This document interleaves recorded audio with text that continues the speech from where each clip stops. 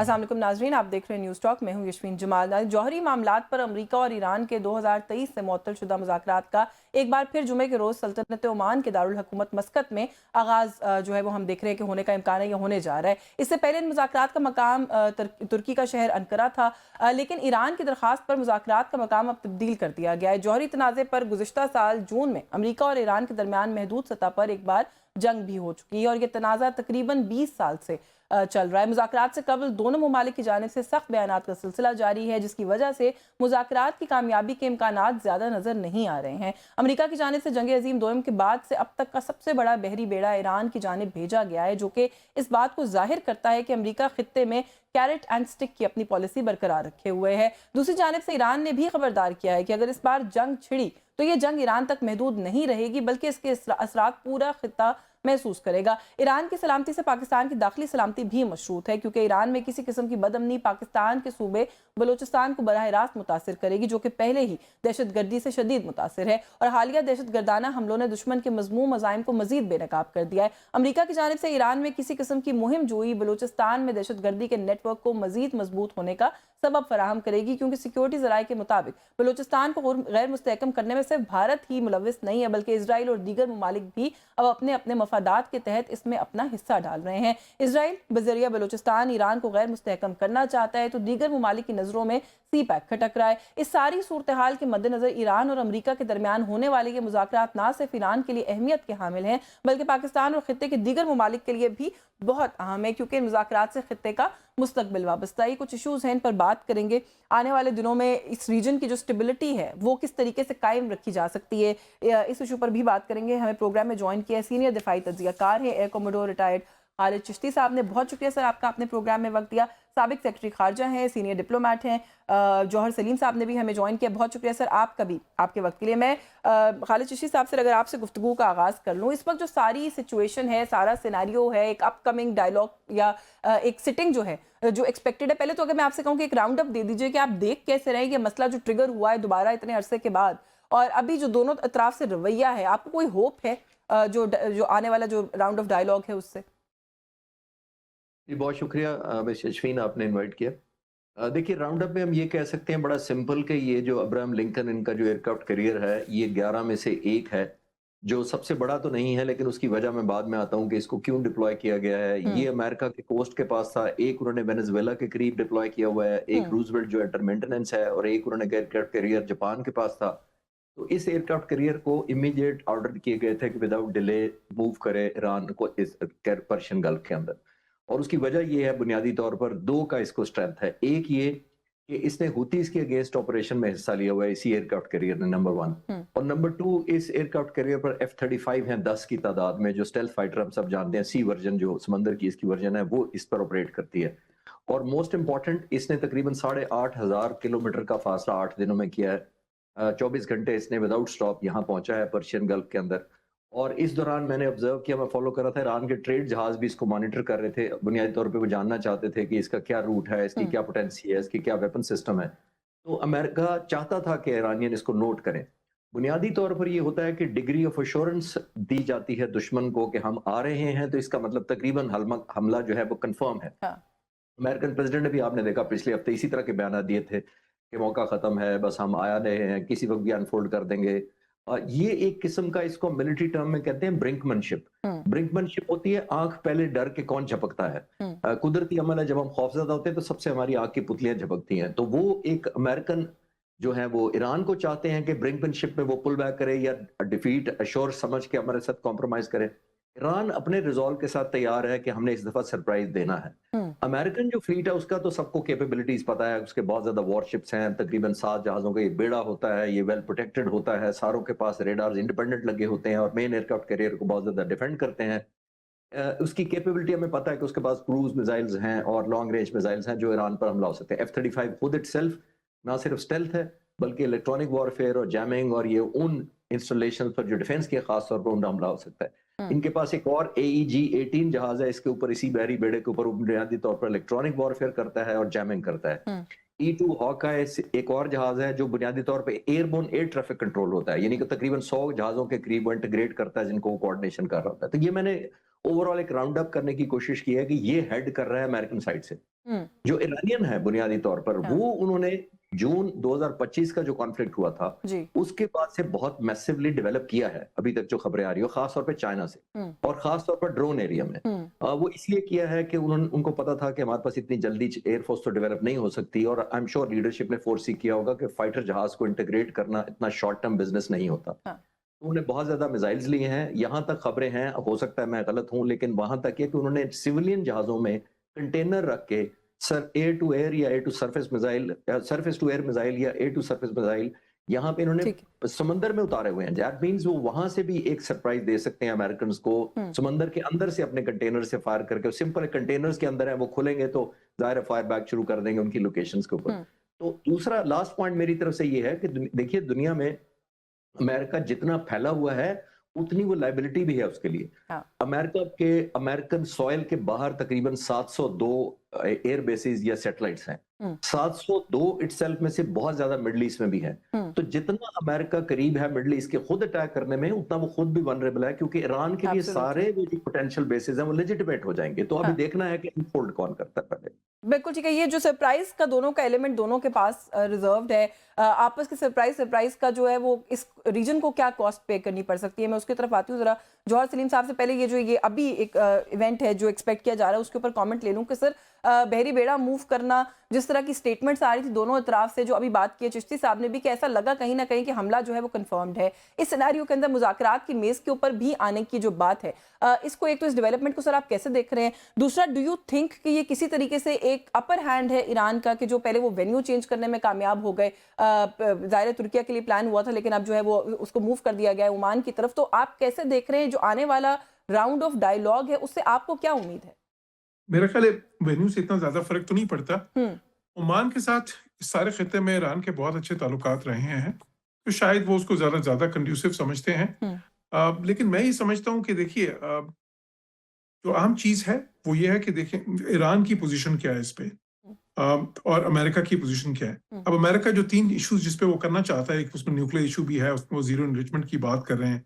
दूसरा जो है मिसाइल्स का है, उसको भी वो चाहते हैं कि लिमिट करे ईरान अपना मिसाइल्स का प्रोग्राम। तीसरा वो ये चाहते हैं कि ईरान जो प्रॉक्सीज को सपोर्ट करते हैं वो उनके बकौल ये जो हमास और हिजबुल्लाह और हूतीज इस तरह की जो वो बंद करे। अब ये ईरान कह चुका है कि जी वो सिर्फ न्यूक्लियर पे बात करेगा, बाकी पे वो बात करने के लिए भी तैयार नहीं है। तो इसलिए कोई ये बहुत जो है बहुत ही पेचीदा मामलात हैं, बहुत मुश्किल मुज़ाकरात होंगे और कोई आसान हल नहीं है। अब ये इंटरेस्टिंग अमर ये है कि बोध ईरान भी और अमेरिका भी दोनों ही जंग नहीं चाहते।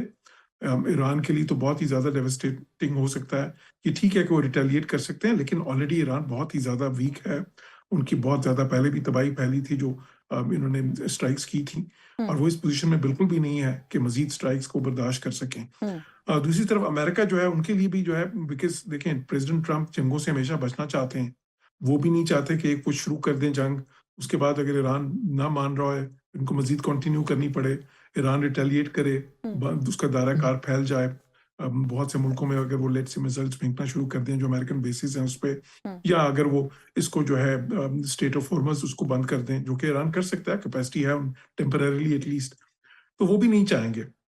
तो ये जैसे चीज आपको है लगता है कि कि वो दोनों साइड्स कॉन्फ्लिक्ट्स नहीं को चाहते। अवॉइड करना चाहते हैं? कहने की हद तक तो बात दुरुस्त है, लेकिन उनके अमल से तो खैर ऐसा अभी तक महसूस नहीं हुआ। अगर आप ईरान के साथ ही का मामला जून का ले लीजिए 2025 का, तो वो भी इंडिकेट करता है कि वो कॉन्फ्लिक्ट को पता नहीं चले जाते हैं वो कॉन्फ्लिक्ट के अंदर। वेनेजुएला वाला मामला ले लीजिए, ग्रीनलैंड वाला मामला ले लीजिए, ये इज इट ओके टू से कि वो कॉन्फ्लिक्ट को अवॉइड करना चाहते हैं? वो बिल्कुल अवॉइड करना चाहते हैं, खासतौर पे प्रोट्रैक्टेड जो है ना तवील कॉन्फ्लिक्ट्स को।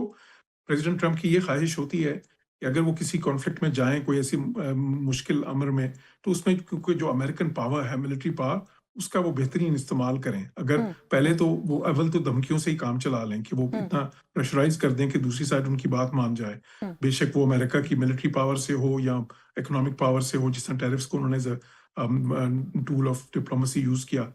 या फिर दूसरी तरफ ये है कि अगर वो स्ट्राइक्स करनी पड़े उनको कहीं पे या कोई एक्शन करना पड़े, तो वो स्विफ्ट एक्शन हो। वो फिर उसमें तवील जो है ना उसमें उनको जो है ना प्रोट्रैक्टेड जिसको कहते हैं ना, ज्यादा उसमें बहुत देर तक इन्वॉल्व रहने की उसमें इम्कानात बहुत कम हो, ये वो चाहते हैं। यहाँ पे भी अगर उनको वो ना मिला मुज़ाकरात की मेज़ से कोई ऐसी चीज़ जिसको वो टाउट कर सके अमेरिका में कि देखें ये I one this for America, क्योंकि वो दिखाना चाहते हैं हमेशा अमेरिकन पब्लिक को कि देखें मैं आपके लिए ये विक्ट्री लेके आया हूँ। तो अगर तो उनको कुछ मिल गया मुज़ाकरात की मेज़ से तो ठीक है, उनकी हत्तुल मकदूर कोशिश होगी कि वहाँ से मिल जाए। अगर नहीं मिला तो वो लिमिटेड स्ट्राइक्स की ऑप्शन पे जाएँगे और फिर उनकी कोशिश ये होगी कि वो तवील ना हो कॉन्फ्लिक्ट। वो कुछ स्ट्राइक्स हों उनके न्यूक्लियर साइट्स पे, मिसाइल साइट्स पे और वहीं पे ख़त्म कर दें। और ईरान का रिएक्शन जो है, ईरान भी एक फेस सेविंग के लिए कुछ लिमिटेड सा रिएक्ट करे और हाँ। बस वो खत्म हो जाए। चले मुझे ये सिर्फ उनकी एक ख्वाहिश एक छोटी सी ब्रेक लेनी, ब्रेक से वापस आके थोड़ा सा पाकिस्तान का इस पूरे मामले के अंदर कोई रोल क्या हो सकता है, क्योंकि आपको पता है कि दावत जो है वो आई है मुज़ाकरात का हिस्सा बनने के लिए, तो इसका डिप्लोमेटिकली पाकिस्तान इसको किस तरीके से प्ले कर सकता है या किस तरीके से उसके अंदर अपना किरदार अदा कर सकता है, थोड़ा सा इस पर भी बात करेंगे इस ब्रेक के बाद। व्यूअर्स हमारे साथ रहिए। जी वेलकम बैक नाज़रीन। ब्रेक पे जाने से पहले हम बात करें इस वक्त जो एक तनाज़ा है अमेरिका और ईरान का, उसके हवाले से। चिश्ती साहब, और इश्यूज़ की तरफ जाने से पहले आपको इस बात के पीछे क्या रीज़न समझ में आ रही है इस वक्त कि ईरान का ये मुतालबा करना कि वो किसी रुल मुल्की नहीं बल्कि एक बायलैटरल डायलॉग जो है उसको प्रेफर करेगा, और कौन सी ऐसी चीज़ है इन दोनों ममालिक के दरमियान अभी तक जो ऐसी हुई है जिसकी वजह से जो ईरान के वज़ीर ख़ारजा हैं वो पुरुमीद हैं, वो समझते हैं कि मुआहिदा तय पा जाएगा और ये सिचुएशन रिजॉल्व हो सकती है डायलॉग से? देखिए शफीन, मैंने जो पिछले सवाल के जवाब में अर्ज किया था ना कि बुनियादी तौर पर ये खौफजदा और अशोर्ड डिस्ट्रक्शन अमेरिका उसको कर रहा है और ईरान अपना रिजॉल्व दिखा रहा है, और दोनों की कॉमन ग्राउंड बनने की जो मुश्किल, जो मिस्टर साहब भी कह रहे थे कि ये मुश्किल इसलिए नजर आती है कि ज़ाहिर है बहुत ज्यादा अमेरिका की डिमांड है। हाँ। जो आपका फोकस सवाल है कि ईरान क्यों चाहता है बायलैटरल हो, क्योंकि इसमें ईरान ने ज्यादा गिव इन करना है पॉसिबली। अमेरिका ने तो सिर्फ एक फेस सेविंग उसको चाहिए ना, बुनियादी तौर पर कि उसने कुछ लोगों को दिखाना है अपने मुल्क में जाकर के वॉर ट्रॉफी या कॉन्फ्लिक्ट की ट्रॉफी मैं ये लेकर आया हूँ। लेकिन अमेरिकन के पास भी जो प्रेशर है अमेरिकन पर भी बहुत है, अमेरिकन प्रेसिडेंट पर भी बहुत है। एक तो वॉर ये इनिशिएटिव खुद कर रहे हैं, ये तो ऐसी जंग नहीं है जो बंद कराई है, तो उनके हुक्म पर शुरू होनी है, नंबर 1। दूसरा, हिस्ट्री से हमें जरूर फ्लैशबैक एक देख लेना चाहिए कि अमेरिकन का ट्रैक रिकॉर्ड क्या है इस तरह की जंग लड़ने का। ये तो अलग बात है कि वियतनाम में वो इतने साल लड़े, तकरीबन 1975 तक लड़ते रहे, 54 से लेकर 21 साल लड़ते रहे, उसमें 33 लाख वियतनामी मारे गए थे और सिर्फ 58,000 अमेरिकन मारे गए थे, और फिर भी अमेरिका छोड़कर चला गया था या हार गया था। 58,000 वर्सेस 33 लाख, क्योंकि वियतनामीज लड़ रहे थे अपने सर्वाइवल और कॉज के लिए, अमेरिका लड़ रहा था रीजनल हेजमनी के लिए या कोल्ड वॉर के अपनी जिताने के लिए। एक फ्लैशबैक ये ज़हन में रखिएगा कि शायद थे अट्रिशन से। एक और इन्होंने ऑपरेशन किया था 24 और 25 अप्रैल को 1980 को। ये वो था ईरान में जो इन्होंने किया था, ऑपरेशन ईगल क्लॉ के नाम से अमेरिकन ने किया था, और इसमें उन्होंने वो अपने जो हॉस्टेज बनाए हुए थे इनकलाब के बाद इमाम खुमैनी के टाइम के, उनको निकालना था, यानी रेस्क्यू करना था, और वो ऑपरेशन बुरी तरह फेल हुआ था क्योंकि डस्ट स्टॉर्म आ गया, हेलीकॉप्टर C-130 से टकरा गए उनके, और 50 में से एक भी हॉस्टेज को वो निकाल कर नहीं ले जा सके थे, बल्कि 8 अमेरिकन जान से गए थे, 5 एयरफोर्स के और 3 मरीन्स के। प्रेसिडेंट ट्रंप के बारे में कहा जाता है कि आने वाला जो नेक्स्ट इलेक्शन हुआ था वो हारे इसलिए थे कि ये ऑपरेशन बुरी तरह नाकाम हुआ था, और कौम ने सोचा कि एम्बेरसमेंट तो अमेरिका नहीं ले सकता। यानी देखिए, एक तरफ अमेरिका के पास कुछ लूज करने को ज्यादा नहीं है, लेकिन है भी बहुत। लूज करने को इसलिए नहीं है, मिलिटरीली वो बहुत स्ट्रांग है, वो पनिश कर सकते हैं, लेकिन इतनी बड़ी साख और माइट जो जोम होता है मुल्क का, वो बहुत बड़ा प्राइड होता है। अगर इस एयरक्राफ्ट कैरियर पर जरा सा भी निशाना लग जाए एक मिसाइल का भी, तो वो अमेरिकन इन्वेस्टमेंट शायद वो ना ले सके। ईरान के पास शायद ज्यादा गिवन करने के लिए है, और अमेरिका चाहेगा कि वो ज्यादा कॉम्प्रोमाइज शो करे, इसलिए ऐसे मुल्क अपनी सॉवरेनिटी या अपनी लीडरशिप या पॉलिटिकल मोटिव या डोमेस्टिक अपराइजिंग को फेस ना करते हुए वो कॉन्फिडेंशियल रखना चाहते हैं इस तरह की बातें, क्योंकि उनकी हुकूमत पहले ही ऑलमोस्ट थ्रेशोल्ड पर चल रही है, मुजाहरे हुए हैं, इकोनॉमिक क्राइसिस है उस मुल्क में बहुत ज्यादा। तो ईरानी हुकूमत नहीं चाहेगी कि कोई ऐसी चीज हम माने जो मान तो जाए लेकिन वो पब्लिक हो जाए। लेकिन सर, अच्छा, इस सारे प्रोसेस में अगर कहीं पाकिस्तान फिगर इन करता है तो सर हम अपने रोल को, हमारा क्या रोल हो सकता है, आप उसको किस तरीके से जो है वो देख रहे हैं? जी जौहर सलीम साहब, चले मैं पहले ये जो ईरान वाला और पाकिस्तान का जो रोल है इसके हवाले से पहले आपसे बात कर लेती हूँ। सर, पाकिस्तान के किरदार को आप इस सारी सिचुएशन के अंदर कैसे देख रहे हैं, अगर हमारा कोई रोल इसके अंदर नजर आता है? क्योंकि एक तरफ ईरान है, हमारे अपने इशू जरूर होंगे कुछ ना कुछ उनके साथ, but it's a friendly neighbour. दूसरी तरफ जो अमेरिका के साथ इस वक्त एक ताल्लुकात हमारे लग रहा है कि बहुत अच्छे हैं, we are on the right side of president Trump. तो हम क्या रोल प्ले कर सकते हैं सर इस कॉन्फ्लिक्ट के अंदर? देखिए, पाकिस्तान का तो हमेशा, एक तो खैर हमारी लॉन्ग स्टैंडिंग पोजीशन है इसमें कि ये मसला जो है बातचीत के जरिए हल होना चाहिए, और इसमें कोई भी जो है ना मिलिट्री मींस नहीं इस्तेमाल होने चाहिए। इसलिए ईरान में भी हमारी जो है ना बहुत ज्यादा रिस्पेक्ट है इस पे। पिछली बार भी आपने देखा कि किस तरह उनकी पार्लियामेंट में पाकिस्तान के लिए तशक्कुर के नारे बुलंद हुए थे। दूसरी चीज़ ये कि पाकिस्तान जो है उसको अब एक नेट सिक्योरिटी स्टेबलाइजर के तौर पे देखा जाता है। और इससे पहले भी देखा आपने कि जब वो गाज़ा का मामला था तो उस वक्त भी पाकिस्तान को वो जो 8 अहम मुसलमान ममालिक थे, उसमें पाकिस्तान को शामिल किया गया कंसल्टेशंस के लिए प्रेसिडेंट ट्रंप ने। हम्म, अभी भी देखिए वो जो 6 अहम मुसलमान ममालिक हैं, उनमें से एक पाकिस्तान है जिनको इसमें मदऊ किया गया है। हम्म, तो वो तो साफ ज़ाहिर है, तो उसमें अब वो मुल्क जो है मीडिएटर्स के तौर पे भी हैं या फैसिलिटेटर्स के तौर पे भी हैं, वहाँ पे एनेबलर्स के तौर पे भी हैं। तो वहाँ पे एक बड़ा पॉजिटिव और कंस्ट्रक्टिव रोल वो ये अदा कर सकते हैं कि एक तो दोनों साइड्स की पोजीशन में बहुत ज़्यादा फ़र्क है अभी, हम्म, डायमेट्रिकली डिफरेंट पोजीशंस हैं। हम्म, तो उनको करीब लाने के लिए देखें आप जो है ना, इस वक़्त बहुत ज़रूरी होता है कि बीच में अगर कोई फैसिलिटेटर्स या मीडिएटर्स हों, तो वो दोनों साइड्स की जो पर्सपेक्टिव है, जो उनके जो एक्सट्रीम पोजीशंस होती हैं, उनको मॉडरेट करें। तो उसमें पाकिस्तान का और ये बाकी जो वहाँ पे ममालिक हैं, जैसे सऊदी है, ये तुर्किया है, यूएई है, उन सब का रोल अहम होगा। और हम्म। पाकिस्तान तो ईरान का हमसाया मुल्क भी है, उनमें से भी कई हमसाया ममालिक हैं ईरान के। फिर अमेरिका का पाकिस्तान पे इत्मीनाद है, उन मुल्कों पे भी है। हम्म। तो दोनों साइड्स का तो एक इत्मीनाद है इम्पॉर्टेंट आप पाकिस्तान कह पे रहे हैं और कि बाकी। किरदार बिल्कुल ठीक। चिश्ती साहब, सर पहले ईरान ऑलरेडी कह रहा है कि कॉन्फ्लिक्ट अगर अगर एक्सपैंड होता है तो ये फिर अब हम तक महदूद नहीं रहेगा, पूरा खित्ता इससे इम्पैक्ट होगा। तो सर खित्ता तो एक तरफ है, लेकिन क्योंकि हम इमीडिएट नेबर्स हैं तो हम तो सर सर्टनली इम्पैक्ट होंगे। और ऑलरेडी हमारा वो सूबा जो है वो दहशतगर्दी की जद में भी, अभी जो कुछ हुआ वो आपके सामने है। इसका जो हम पर स्पिल ओवर इफेक्ट आ सकता है, एक तो आप उसको किस तरीके से देख रहे हैं, अगेन उसको कंटेन करने के लिए भी आपको लगता है कि पाकिस्तान को स्टेप अप करना चाहिए, कोई रोल प्ले करना चाहिए मीडिएशन का ही? देखिए, मेरा ख्याल है पाकिस्तान की बहुत बड़ा ज़िम्मेदारी भी है, चैलेंज भी है। इस सूरत में कि हमारे 2 बॉर्डर जिसकी तरफ आप इशारा कर रही हैं, अफ़गानिस्तान और हिंदुस्तान, दोनों तरफ एक कम्फ़र्ट लेवल वो नहीं है। जी। तीसरे बॉर्डर पर हम बिल्कुल नहीं चाहेंगे, और ये वो सूबा है जो पाकिस्तान का 44% है, बलूचिस्तान का सूबा। हम्म, और ये वो सूबा है जो सिर्फ 7% पाकिस्तान की पॉपुलेशन वहाँ रहती है, यानी इतना थिनली पॉपुलेटेड है। हम्म, मैं आपको एक पॉपुलेशन का इसलिए बताना चाह रहा हूँ कि दुश्मनों के लिए ज़ाहिर है ऐसी जगहों पर पेनिट्रेट करना, हाइड करना, अपने एक स्टेशन बना लेना कोई, आसान होता वो है। बहुत आसान होता है। पंजाब में 625 के करीब लोग रहते हैं पर स्क्वायर किलोमीटर, हम्म, 520 के करीब के सिंध में रहते हैं, और 400 के करीब केपीके में रहते हैं, और यहाँ सिर्फ 42 के करीब लोग रहते हैं पर स्क्वायर किलोमीटर। जिसका मतलब ये है कि कलभूषण यादव क्यों यहाँ से मिला था? हम्म, क्योंकि ऐसे जगहों पे जहाँ नेटवर्क कम होते हैं, पॉपुलेशन थिन होती है, नेबरहुड वॉच का कॉन्सेप्ट नहीं होता, तो ऐसे अगर कोई अनफ्रेंडली कोई नेबरहुड में आ जाती है, कोई ऐसी हुकूमत या रजीम या ऐसी फोर्सेस हावी हो जाती हैं, खुदा ना खास्ता, हाँ। तो पाकिस्तान के लिए बहुत चैलेंजिंग होगा। तो मेरा ख्याल है कि पाकिस्तान को बहुत एक्टिव रोल प्ले करके इस डिफ्यूज करना चाहिए। मेरा ख्याल ये है कि अगर ईरान के बाद किसी को कीमत देनी पड़ी इंस्टेबिलिटी की, तो पाकिस्तान होगा।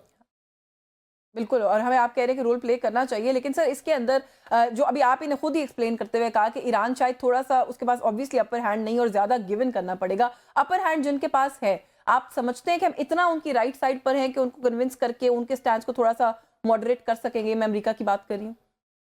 जी, आप बिल्कुल ठीक कह रही हैं। देखिए, प्रेसिडेंट ट्रंप की स्ट्रैटेजी जो अभी तक मैं समझ पाया हूँ मिलिट्री पॉइंट ऑफ व्यू से, हुँ, देखिए वो अपनी अनप्रेडिक्टेबिलिटी और अनसर्टेनिटी को एज़ स्ट्रैटेजिक टूल यूज़ करते हैं। जी। स्ट्रैटेजिक टूल मैं इसको कह रहा हूँ कि आपने नोट किया होगा कि किसी मुल्क को वो कहता है कि मैं ऐसा कर दूँगा, लेकिन नहीं करते। हुँ, बहराम बेस हमने कहा, उन्होंने कहा मैंने लेना है, लेकिन फिर उसके बाद खामोश है 3-4 महीनों से।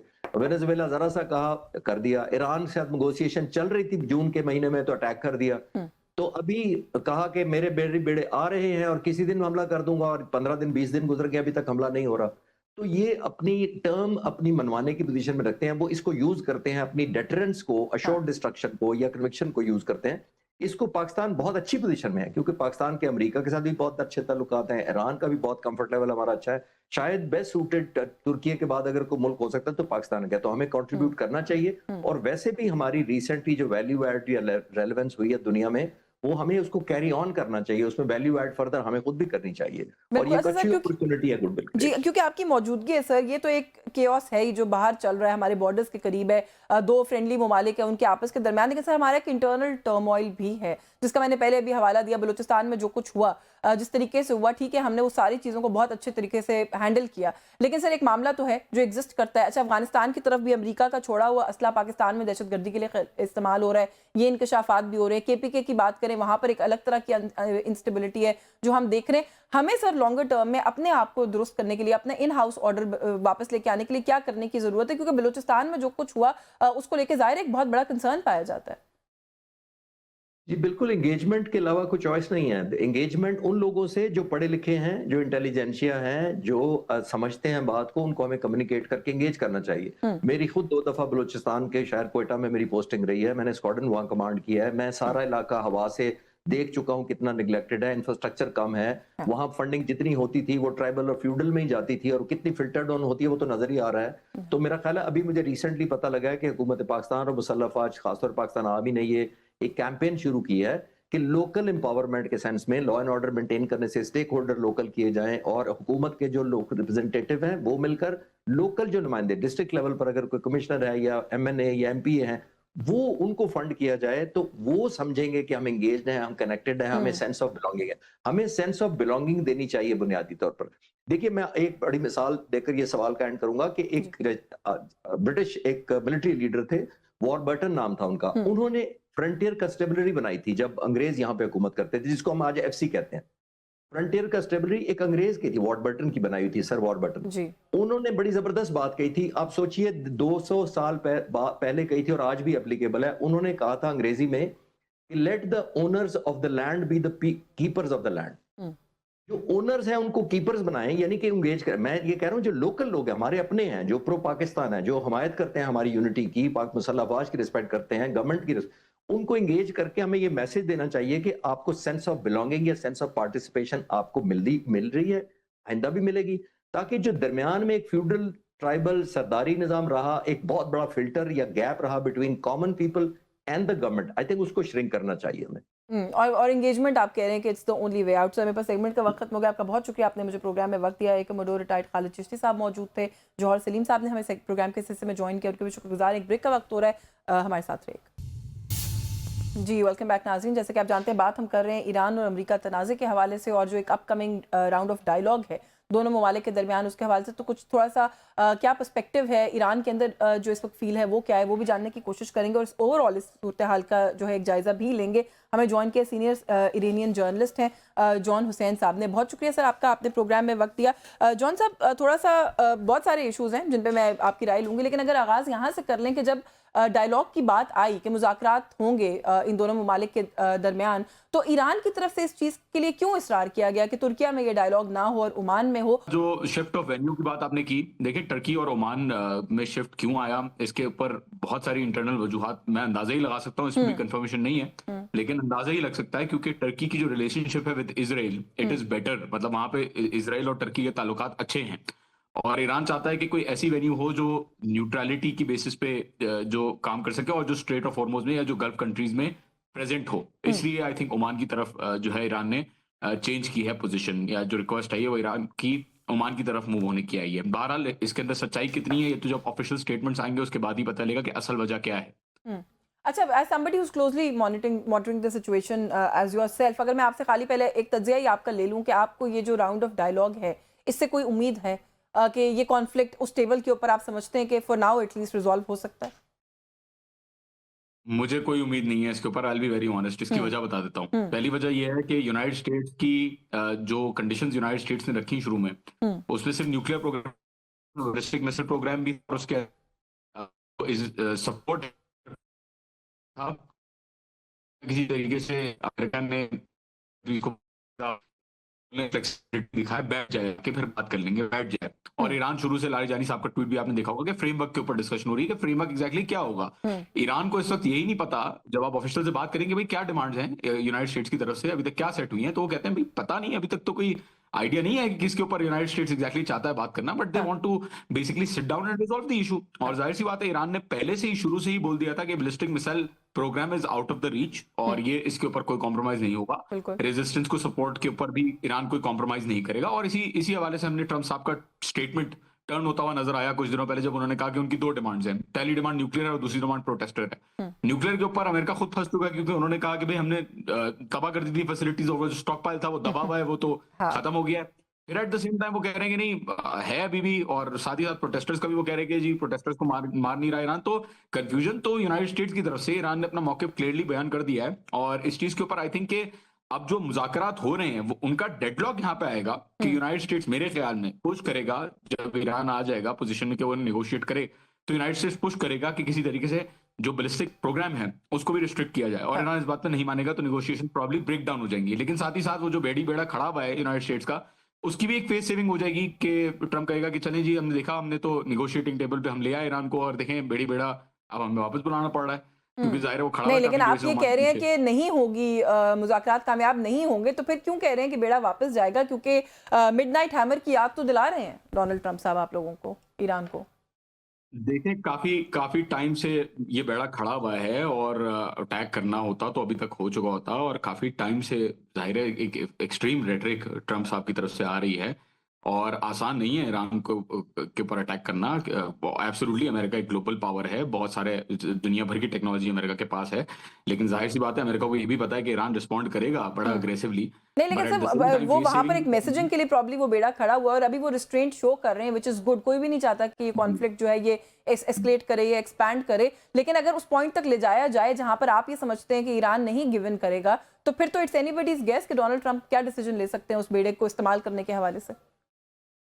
एब्सोल्युटली देयर इज मतलब मैं बिल्कुल इस पे आपकी कोई दो राय नहीं है, बिल्कुल सही कहा आपने हाँ। कि हो सकता है ना भी हो सकता है ये एक फॉल्स फॉल्स प्रोजेक्शन हो यूनाइटेड स्टेट्स की तरफ से कि मुज़ाकरात करने हैं, कुछ ठीक भी है। हो सकता है, but at the same time face saving भी तो करनी है, या हाँ। डिसीजन लेना है या फेस सेविंग करनी है, तो दोनों चीजों में कोई ना कोई चीज फिजिकली होना जरूरी है इस चीज के लिए, और अगर नहीं हो रही तो क्यों नहीं हो रही, सवाल ये है। ट्रम्प साहब का जहां तक बयान रहा कि ट्रम्प साहब फैसला लेंगे, मेरा नहीं ख्याल कि ट्रम्प साहब फैसला लेंगे, मेरा ख्याल में इजराइल फैसला लेगा इस चीज का और ट्रम्प साहब उसको कन्वे करेंगे। This is my reading. नहीं, वो तो चले जो भी फैसला लेकर, लेकिन डायरेक्शन तो वहीं से आएगी ना। बट आप जहां से देख रहे हैं, आपको लगता है कि ये मुज़ाकरात शायद कामयाब नहीं होंगे। हमने बहुत से एक्सपर्ट से और भी उनकी राय ली है, जो इंटरनेशनली कहा जा रहा है कम ही लोगों को उम्मीद है, लेकिन ऐसी क्या वजह है कि ईरान के जो अपने वजीर खारजा हैं वो बड़े कॉन्फिडेंट हैं, वो पूरी उम्मीद भी हैं, वो कह रहे हैं कि हमें तो पूरी उम्मीद है कि ये मुआहिदा हो जाएगा। देखिए, ताकि कल को कोई बहाना ना रहे, मेरे ख्याल में पॉलिटिकल प्रोजेक्शन इसलिए ताकि कल को कोई बहाना ना रहे किसी के पास कि ईरान जो है वो बात नहीं कर रहा था या बात करने के लिए तैयार नहीं था। अपनी कंडीशन डाल दी है कि किन किन दुकान पे बात हो सकती है, but at the same time Iran ये भी शो कर रहा है हम नहीं है ऑब्वियसली तक वो बेड़ा जो है 800 किलोमीटर दूर खड़ा है, ओमान के पीछे खड़ा हुआ है, उसको तो कोई जाहिर सी बात है अभी तक कोई ऐसा एक्शन नहीं हुआ ईरान के ऊपर एग्रेसिवली स्ट्राइक करे। तो आई थिंक दोनों चीजें ईरान दिखा रहा है कि अगर आपको नेगोशिएट करना है, well and good, we will stand with you, we will negotiate, certain points are uncompromisable और कुछ चीजें हैं जो नहीं कर सकते हम कॉम्प्रोमाइज, लेकिन साथ ही साथ हम डिफेंस के लिए भी तैयार हैं। ईरान के एटलीस्ट ये मौके है। तो आप ये समझिए कि जस्ट एक पॉलिटिकल जो है वो टैक्टिक के तौर पर गालिबन जो है वो इस तरह की स्टेटमेंट्स जो है वो सामने आ रही हैं। अच्छा सर, थोड़ा सा क्योंकि हो भी सकता है, आपने कहा कि थर्ड पार्टी प्रेजेंस जो है वो चाहता है ईरान, वैसे भी आई थिंक कि ऑब्जर्वर्स के लिए भी और ममालिक को जो है वो कहा गया है, पाकिस्तान को भी जो है वो उसकी दावत आई है। आप क्या समझते हैं कि कोई ऐसा मुल्क या ममालिक ऐसे कौन से हो सकते हैं जो कि एक अच्छे मीडिएटर का किरदार अदा कर सकते हैं, जो दोनों ममालिक की राइट साइड के ऊपर हैं और दोनों ममालिक में जो इस वक्त टेम्परेचर बढ़ा हुआ है उसको कम करने में भी किरदार अदा कर सकते हैं? मेरे ख्याल में कतर, पाकिस्तान और तुर्की, ये तीन मुल्क हैं जो कर सकते हैं, but at the same time देखा, क्योंकि जाहिर सी बात है पाकिस्तान के ताल्लुकात अमेरिका के साथ भी अच्छे हैं, ईरान के साथ, तीनों मुल्कों के ताल्लुकात ईरान के साथ भी अच्छे हैं और अमेरिका के साथ भी अच्छे हैं, but at the same time अगर थर्ड पार्टी होगी तो उसके अंदर अकाउंटेबिलिटी होगी, विटनेस होगा कि क्या कंडीशंस थी, क्या बात हुई, क्या नहीं हुई, क्योंकि बिहाइंड क्लोज डोर्स ये बात ईरान का, ये तो 100% आई कैन गारंटी 100% ऐसा नहीं होगा, बायलैटरल टॉक्स नहीं होंगी सिर्फ। तो आप ये समझते हैं कि ये तीनों ममालिक हैं। अच्छा, ईरान की तरफ से ये कहा जाना है, एंड वी डू अंडरस्टैंड कि क्यों कहा गया, लेकिन आप किस तरह से देख रहे हैं कि अगर खुदा ना खास्ता ये कॉन्फ्लिक्ट एक्सपैंड करता है तो इस रीजन के ऊपर उसके आप क्या असरात देखते हैं? क्योंकि ईरान की तरफ से भी ये कहा गया है कि इस दफ़ा खाली हम इससे जो है मुतासर नहीं होंगे, ये पूरा खिता उसकी लपेट में आएगा। जाहिर सी बात है, देखिए खित्ते के ममालिक को भी पता है कि ग्रेटर इसराइल का प्लान क्या है और ईरान पे बात खत्म नहीं होने वाली, तो जाहिर सी बात है वो प्रेसिडेंट नहीं सेट करना चाहेंगे कि यूनाइटेड स्टेट्स इसराइल के कहने पे किसी भी मुल्क के ऊपर हमला कर दे या ब्लॉकेट कर दे। इट इज नॉट मतलब it is not acceptable to any of the states in the region. और जहां पे बात होती है कि रीजन के ऊपर क्या इंपैक्ट आएगा, तो रीजन के ऊपर इंपैक्ट का तब सोचा जाएगा जब मुल्क के सरेंडर, मतलब ईरान की जो अपनी ऑटोनॉमी और सॉवरेंटी है उसको तो किसी भी हाल से कॉम्प्रोमाइज नहीं करेगा, वो तो उसके लेजिटिमेट राइट में जितनी चीजें आती हैं, उसके अपने नेवल बाउंड्रीज में, लैंड बाउंड्रीज में जितनी भी चीजें आती हैं, वो एक्शंस तो करेगा। कल को अगर यूनाइटेड स्टेट्स के कहने, इजराइल के कहने पे यूनाइटेड स्टेट्स पाकिस्तान के ऊपर बेड़ा लेके आ जाए, तो जाहिर सी बात है we can not expect Pakistan to completely surrender. तो इट इज ये बात की बात है कि रीजन के ऊपर क्या इंपैक्ट आएगा। पहली बात ये कि किसी भी मुल्क को, ईरान कहता है कि किसी भी मुल्क को उसकी सॉवरेंटी के ऊपर, उसकी नेशनल इंटेग्रिटी के ऊपर कॉम्प्रोमाइज नहीं करवाना चाहिए। It will be a total surrender. अगर आप कहते हैं कि मिसल नहीं करें, फिर आप कहेंगे गन्स नहीं करें, फिर आप कहेंगे जी ये वाली गाड़ियां आप जो है वो नहीं बनाएं, तो it is something which is against independence of any country. और ये चीज प्राइमरी है मेरे ख्याल में। रीजन के ऊपर जो मसाइल आएंगे वो बिल्कुल आएंगे, दैट इज अनफॉर्चुनेट। लेकिन सवाल अमेरिका से, ईरान कहता है कि सवाल अमेरिका से पूछें कि अमेरिका क्यों यहाँ पे अपना बेड़ा लेके आ गया है और थ्रेटनिंग पोजीशन में धमका रहा है कि वो अटैक करेगा। तो ये तो बिल्कुल भी बर्दाश्त के लायक नहीं है ये चीज। बिल्कुल ठीक है। और जैसे आपने भी अभी कहा, पॉइंट आउट किया है कि एक इजराइल इन्फ्लुएंस या फैक्टर भी है इस सारी सूरत हाल के पीछे, और उसको रूल आउट नहीं किया जा सकता। तो फिर मेरा ख्याल है कि वो जो बात आप कर रहे हैं उसी पे इस बात को सम अप कर लेते हैं कि शायद इस मुज़ाकरात के सेशन से या राउंड से बहुत ज़्यादा उम्मीद हमें नहीं रखनी चाहिए। आपको बहुत शुक्रिया, आपने प्रोग्राम में हमें वक्त दिया। जॉन हुसैन हमारे साथ मौजूद थे, सीनियर सहाफ़ी हैं, ईरान से इनका ताल्लुक़ है, और इस वक्त की जो सूरत हाल है उनकी अपनी ऑब्जर्वेशन के मुताबिक वो ये समझते हैं कि जो मुज़ाकरात होने वाले हैं इससे कोई अग्रीमेंट या कोई सोल्यूशन जो है वो कह रहे हैं कि नहीं निकलेगा, क्योंकि दोनों साइड्स जो है वो इस वक्त जो मौक़िफ़ इख्तियार किए हुए हैं उससे पीछे हटना जो है वो मुमकिन नहीं होगा। तो देखते हैं कि आने वाला जो राउंड है उससे जो सूरत हाल है वो क्या रुख इख्तियार करती है। न्यूज़ टॉक से आज के लिए बस यही कुछ, मुझे इजाज़त दीजिए, अल्लाह हाफ़िज़।